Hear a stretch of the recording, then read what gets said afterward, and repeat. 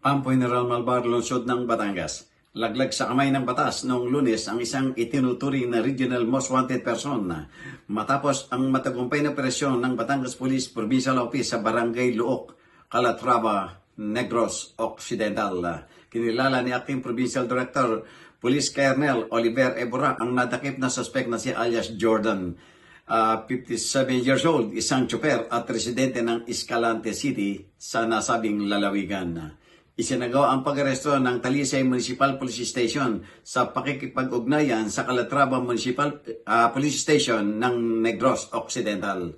Bit-bit ng mga otoridad ang isang warrant of arrest para sa krimeng panggagasa na inisyo noong ika-12 ng Hulyo ng taong 2021 ng Regional Trial Court Branch 83 ng Tanawan City, Batangas.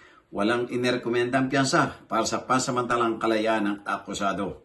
Gumamit din ng mga pulis ng alternative recording device habang isinasagawa ang operasyon upang matiyak ang kredibilidad nito.